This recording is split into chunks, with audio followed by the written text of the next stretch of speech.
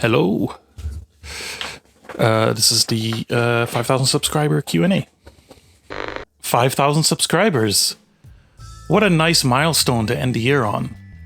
And if everything goes according to plan, this video will be uploaded on December 18th, which is also my birthday. So that'll be a nice gift. I'd like to thank each and every single one of you watching my videos or being a part of my community, whether on Blue Sky, Discord, or the forum, for keeping me company. Some of you may know that I'm recovering from a long struggle with avoidant personality disorder, and that this channel is a part of my project to undo a lot of the damage that that condition has done to my life. To reach out to the world and say, here I am, this is me. This is some of the stuff that I enjoy. I'm very glad that so many of you have chosen to come along with me on this journey. It's been one hell of a year for the channel, from this milestone to the success of the Desperate Housewives video, which has reached over 80,000 views.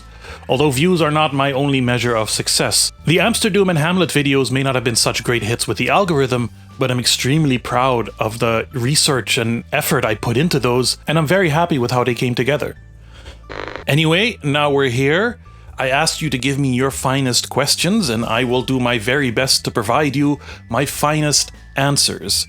My apologies if I pronounce your name wrong. Amy Kate Alexander asks, Alien Bob, your channel seems to have the momentum of a runaway freight train. Why are you so popular? Ooh, a tough question, but a fair one. In all seriousness, it is weird to hit this milestone.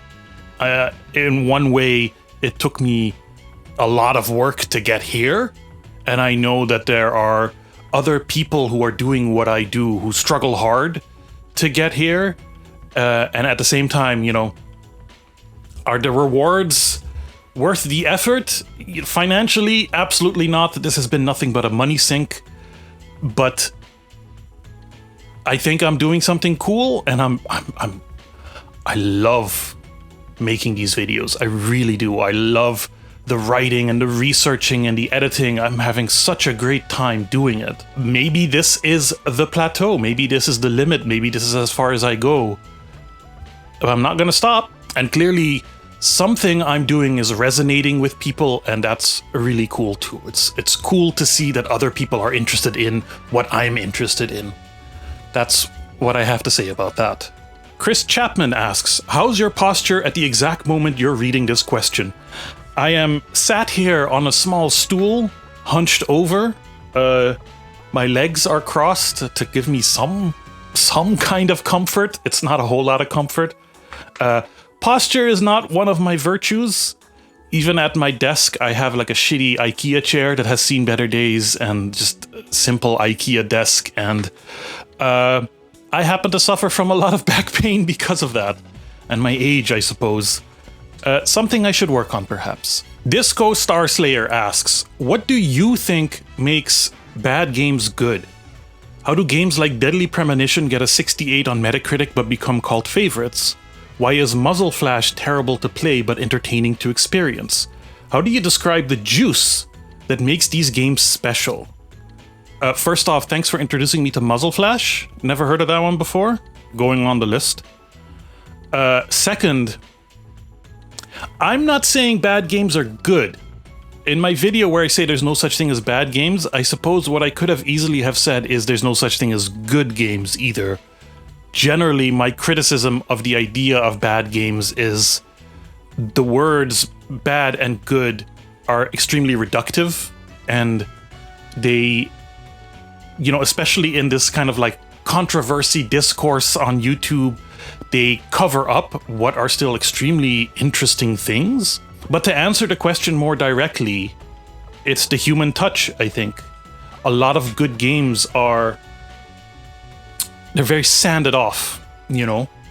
Even if they have something to say, even if they give an emotional impact, there's something about the way the game industry works right now, and industry is a key word there, where even the stuff that's well received by everyone, there's a certain element of it that makes it clear that it's a product, that it's something engineered.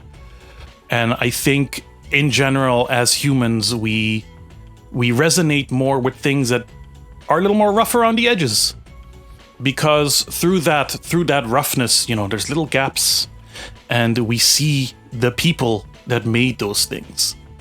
And we're so alienated nowadays. We're so disconnected from other people, even when we're directly connected to them, that's one of the beautiful things that art provides, you know, from cave drawings to modern games, is an ability to connect with other people, to how do I put this? To not feel alone. You know, a bad game can make you feel not alone in a way that maybe good games don't all the time. Harvey Fishfoot asks, do you believe it should be made legal for dogs to obtain a pilot's license, and what breed of dog do you think would be best equipped to perform an emergency landing of a mid-sized passenger plane in the midst of a brutal snowstorm? The answer is no. Simply because planes have not been properly designed for dogs, and there might be a few other reasons why it wouldn't be ideal, but also, and this might be a strange thing, I don't like the idea of dog breeds. You know, whenever someone asks what breed is your dog or something like that, I'm just like, it's dog, it's a pupper. I find dog breeds and pet breeds overall very strange. There's something sinister about the whole thing. Obviously, there's, you know, a pretty stark difference between a Chihuahua and a Great Dane or whatever, but that says something about human culture as a whole too, I think. Sorry to be such a downer. Don't let dogs fly planes. Is that controversial? Cest719 asks, what is your earliest gaming memory? My earliest gaming memory is also my earliest memory. As far as I know, because memory is extremely unreliable, but I have always thought that my earliest memory is watching my brother play Super Mario Brothers on the NES. We were lucky enough to have like a TV with an NES in our shared bedroom, and that's what I think my earliest memory is. Cat Mothman asks, what's the first game you ever loved? The first game I ever loved, it's interesting. That's not something I've ever thought about before, but if I have to go back in time and think what is the earliest game that really resonated with me emotionally, it would probably be Yoshi's Island, I think. It had a unique art style. It was wonderful to play. I was old enough to understand what it was trying to do, I think. And Baby Mario crying was annoying, yes, but it's such a beautiful, wonderful, joyful game that would be my answer, Yoshi's Island. Seer of the Night asks, Sega Genesis or Super Nintendo? See my previous answer. In all seriousness, nowadays, you know, console wars is like, well, one, are there even multiple consoles anymore? It's just PS5 and Switch, and they're like in totally different categories. But I'd like to own both right now. They're both cool, and they both have awesome games. And I know in certain markets, it's called the Sega Mega Drive. But I did grow up on Aruba, in an NTSC country with American console, so it would also always be the Sega Genesis to me. I'm sorry. Katie asks, what do you think about YouTube as a medium? So as a medium, as a place where you can upload videos and build a community, 8 out of 10, but also it's basically a monopoly. I have no kind words for Google and how they're managing the platform. I know that as a very small YouTuber, my considerations don't mean anything to them, but I see huge YouTubers, apparently their opinions don't mean very much to them either. The way tech companies are run nowadays, it feels like the users and the creators mean very little to them, and they just see everything as numbers. But it's still the place to be. There are alternatives with tiny audiences. I don't want a tiny audience. I'd like to grow my audience. Number go up is fun, but I'm driven by wanting to show people all this cool stuff. And you gotta be at the place for numbers there. But I'm also aware that for no reason whatsoever, my channel could be shut down at any time. and it doesn't make sense. It's a very frustrating place to be, but welcome to Earth. Matt E. Reels asks, when was the last time that graphics truly impressed you? Now, I will preface this by saying I don't have a console newer than the Switch. I only, in recent years, got an Xbox 360 and a PlayStation 3, and my video card recently got upgraded to a 1660 Super. So in the last 5 to 10 years, I have not had access to bleeding edge graphics in any way whatsoever. That being said, I know this question has been asked in the context of it generally being harder and harder to like be impressed by graphics recently because there is this path towards realism that doesn't seem to deliver much. I will say I have played Red Dead Redemption 2 only recently, only this year. And it does look like the kind of game that had a $500 million budget and 2,000 people, you know, basically worked to death on it. And it's very impressive, both artistically and technologically. But yeah, I also don't really care for this path to realism, ray tracing, whatever. Don't give a shit. And in that, then it comes to like art style mixed with technical achievements, I suppose, and there might be some indie games that really exemplify that do cool things. But when I really think about it, what impresses me graphically is not how things look, but how you get to interact with those kinds of things. And then I'm thinking to games that allow you to manipulate sand or dirt or the ground. I'm thinking about, what's the name of that? Road Crafters? What's it called? I need to look this up. Roadcraft, which is a spin-off of the Mud Runner games, which already, again, did interesting things with how dirt works, how mud works. And here too, like you get to actually create roads and lay asphalt. And even though it doesn't look more realistic and technically impressive than any other game, I think the fact that it lets you manipulate the environment in a way that most games don't, that's the kind of stuff that impresses me. I'm thinking back to like this old kind of god game called From Dust by Ubisoft, where you could use lava and water and dirt to manipulate where little tribal people could place their villages and whatever and protect them from volcano outbursts and stuff. That's the kind of stuff that still impresses me. I think there's a lot of innovation left in that department in letting the user interact with the world in a way that makes it less static. Cal the Skeleton asks, how did you pick your name? I'm letting this airplane pass first.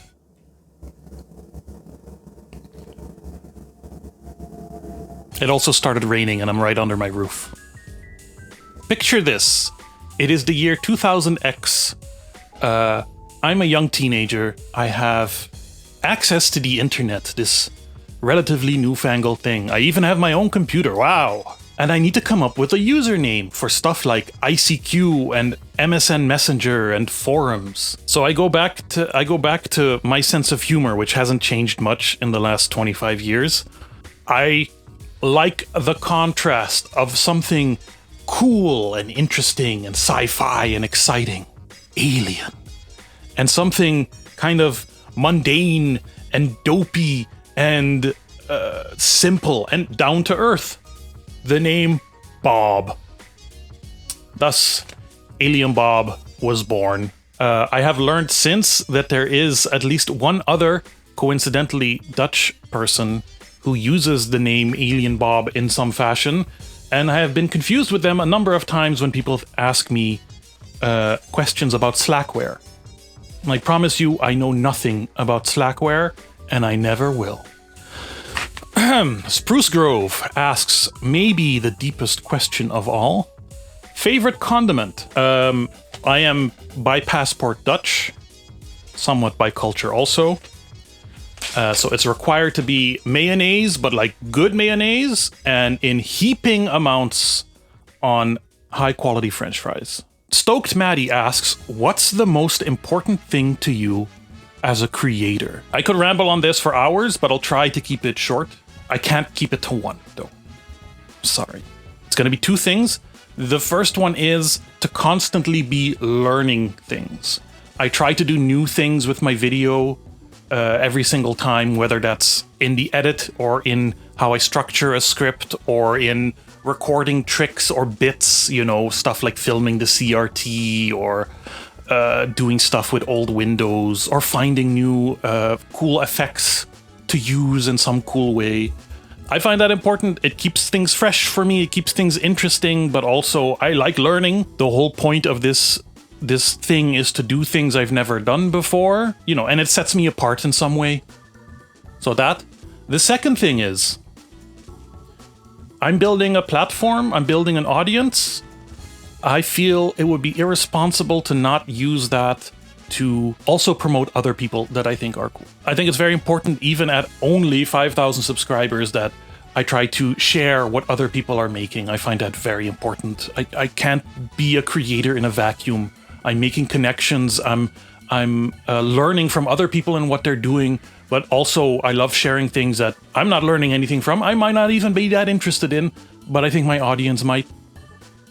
So, those are the two things. Frowny Biscuit asks, what do you think is the pound for pound, unironic, best FMV game of the 90s? Now, in spite of what some of this might tell you, I'm not that experienced in 90s FMV games. I have a special place in my heart for Titanic Adventure Out of Time, which unfortunately is not yet part of my collection. But I think from what I know, from what I have seen other people play, my answer will be, not out of personal experience, but just going through the list in my head of FMV games that I'm aware of from the 90s that are really like fit the bill of classical FMV games. I'm going to go with Phantasmagoria 2, A Puzzle in Flesh. I'm not going to elaborate. Gooey asks, since you are working on a project about Aruba, what is the best piece of media about Aruba? So, preface for those of you not in the know, I am from Aruba, my family is from Aruba, small island just off the coast of Venezuela. Going through some stuff at the moment, but hopefully that'll all work out.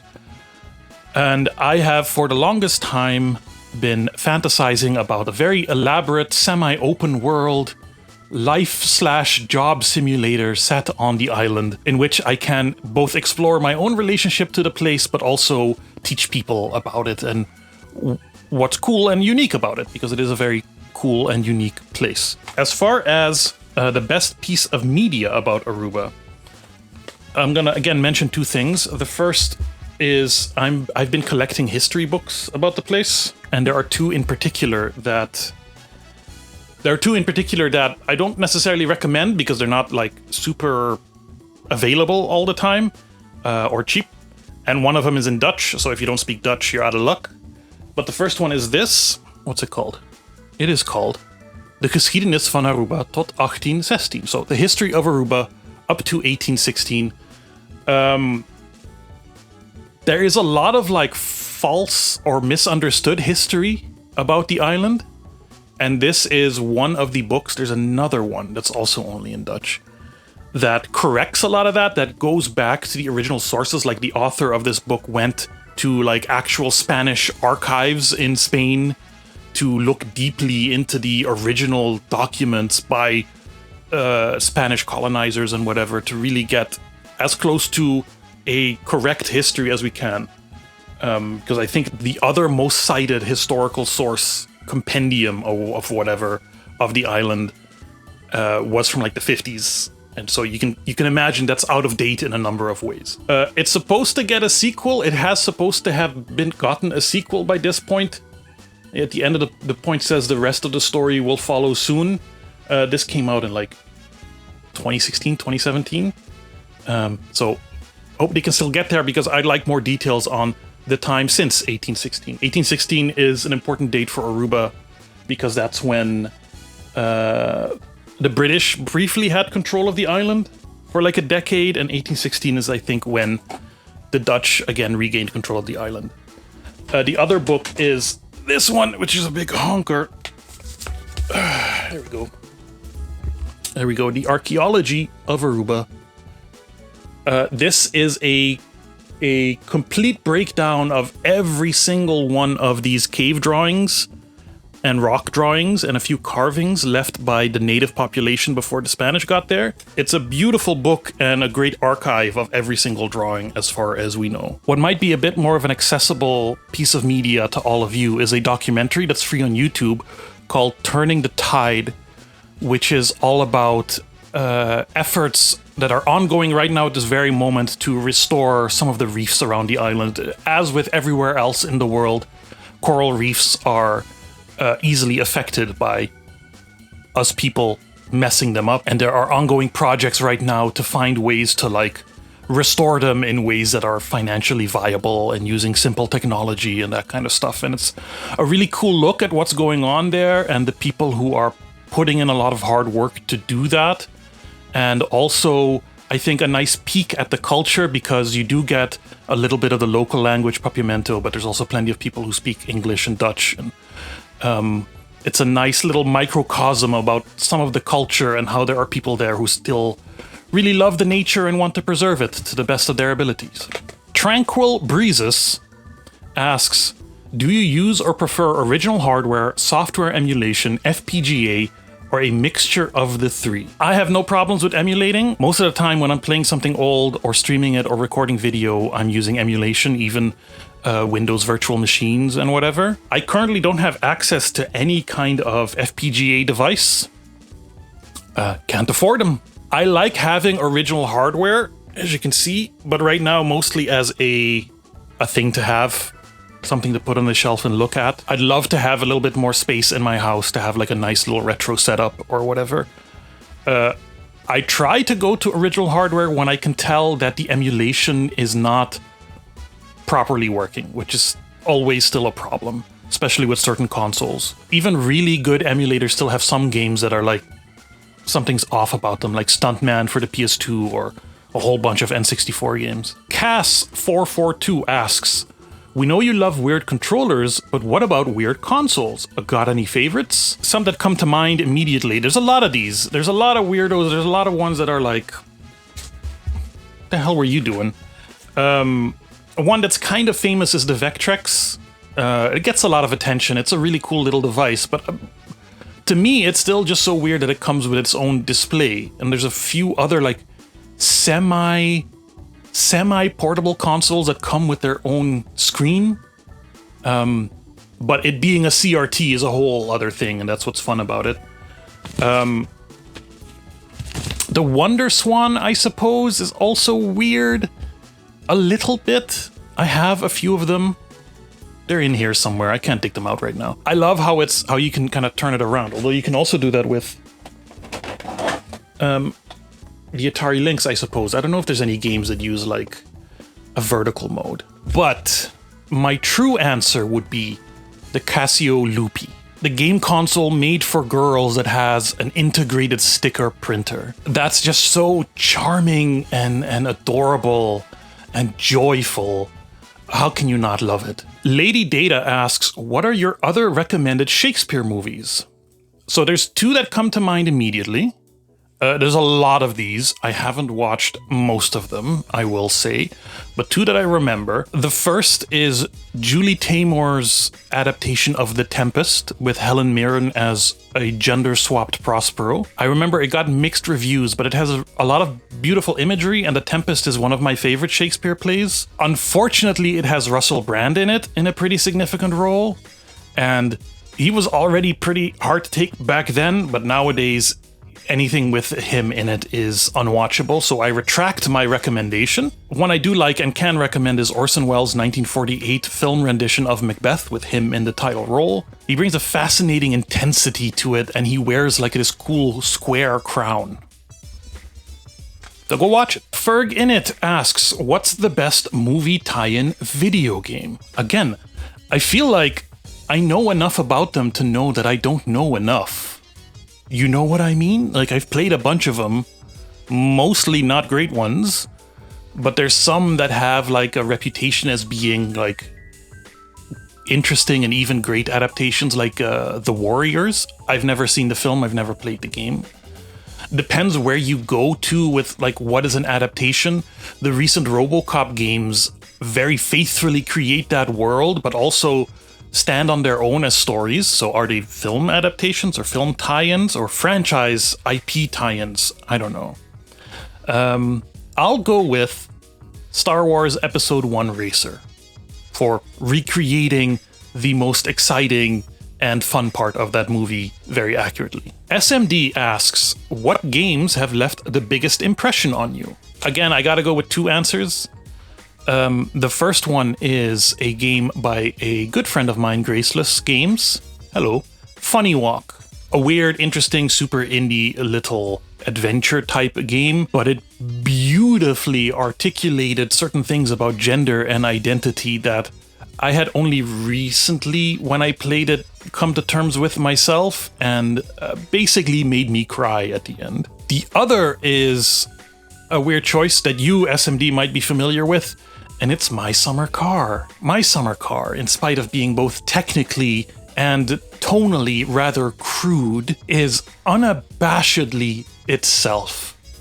It creates a world and rules that only belong to it, and it doesn't communicate those very well, but discovering them is a fascinating process. It has one of the greatest senses of place that I've ever encountered in a game.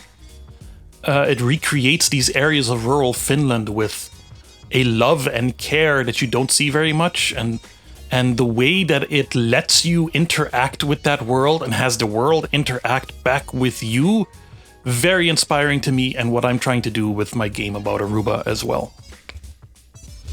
I don't know if you should play it though, it's kind of a fucked up game.